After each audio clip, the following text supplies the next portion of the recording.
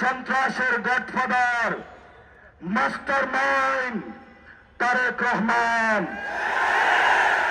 আপনাকে হুঁশিয়ার করে দিতে চাচ্ছি, যারা গতকালকে আমাদের ভাইকে শহীদ করেছে, আমরা আমাদের ভাইয়ের শপথ করে বলছি, আমরা আগামী 12 তারিখে ব্যালটের মাধ্যমে প্রতিশোধ নেব ইনশাআল্লাহ।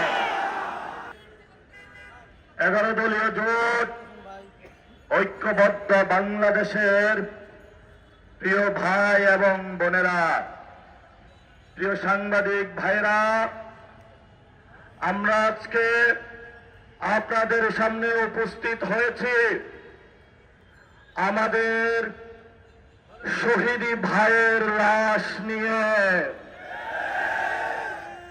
বাংলাদেশকে শহীদের মিছিলে রূপান্তর করছে এই শহীদি মিছিলে যারা নাম লিখিয়েছেন 24-এর 2000 শহীদ, আমাদের এই 8 আসনের যাদের লাশের উপরে মৃত্যুল্লাস করা হয়েছিল, এই শহীদ মিছিলে নাম লিখিয়েছেন শাপলা চত্বরে অসংখ্য আলেমদেরকে শহীদ করা হয়েছিল। তোমরা বাংলাদেশে সন্ত্রাস করবে, আমরা 18 কোটি বাংলাদেশি জনগণ যতদিন জীবিত থাকবো এক একজন করে শহীদ হব, আমরা সন্ত্রাসের সাথে আপোষ করব না। যারা নতুন করে দিল্লির সেবাদাস হিসাবে নিজেদেরকে আবিষ্কৃত করতে চায়, আমরা তাদেরকে হুঁশিয়ার করে বলতে চাই,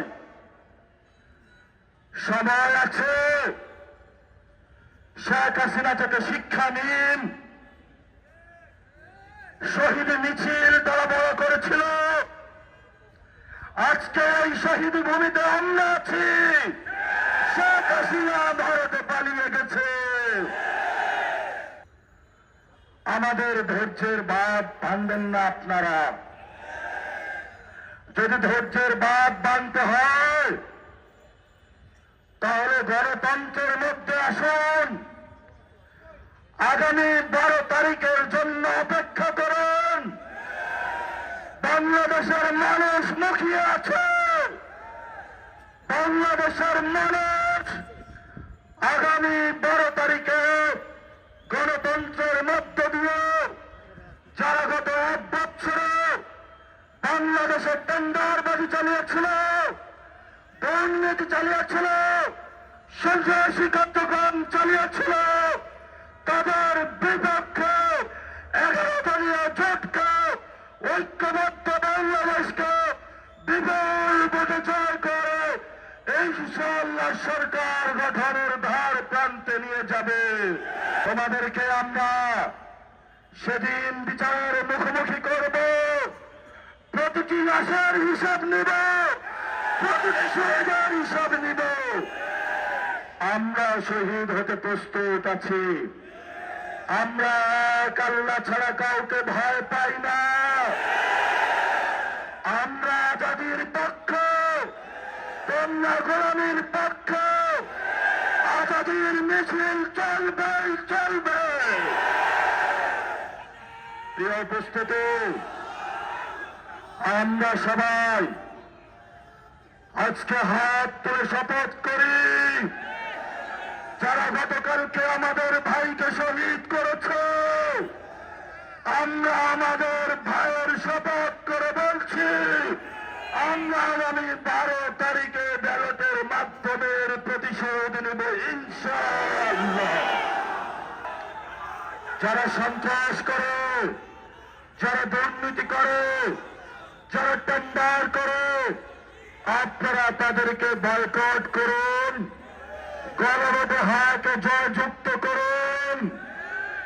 এই সন্ত্রাসের godfather mastermind Tarique Rahman আপনাকে হুঁশিয়ার করে দিতে চাচ্ছি, জিয়াউর রহমান গণতন্ত্রের পক্ষে ছিলেন, খালেদা জিয়া বাসার সামনে বালুর ট্রাক ছিল, এক সেকেন্ডের জন্য নাইতে পারেন না। জনগণ আপনাদেরকে মুক্ত করে দিয়েছে, অকৃতজ্ঞ হবেন না। যেই মানুষ মুক্ত করে দিয়েছে সেই মানুষের উপরে আপনি বুকে গুলে চালাচ্ছেন। আমরা দেখে ছাড়বো আপনাদেরকে। সাহস থাকলে আসুন, ব্যালটের মাধ্যমে আমরা আপনাদেরকে কত পাঠা হয়েছে বুকে দেখে নিব। 12 তারিখ বাংলাদেশের জয় হবে। সন্ত্রাসকে না বলুন, যারা বিংশ আসনে রয়েছে এদেরকে না বলুন, তবেই আমাদের বাংলাদেশ মুক্তি পাবে, তবেই আজাদের বাংলাদেশ। বাংলাদেশের লড়াই জারি রাখুন, ঐক্যবদ্ধ থাকুন, আজাদের মিছিল চালু করুন, পলাশির প্রান্তরে চলুন। আমরা চাই একটি নতুন বাংলাদেশ, যার মধ্য দিয়ে সবাই ঐক্যবদ্ধভাবে শহীদদের যে স্পিরিট রয়েছে সে অনুযায়ী আমরা বাংলাদেশকে গঠন করব। সেই প্রত্যাশা রেখে আমি আমার বক্তব্য শেষ করছি। আসসালামু আলাইকুম ওয়া রাহমাতুল্লাহি ওয়া বারাকাতুহু।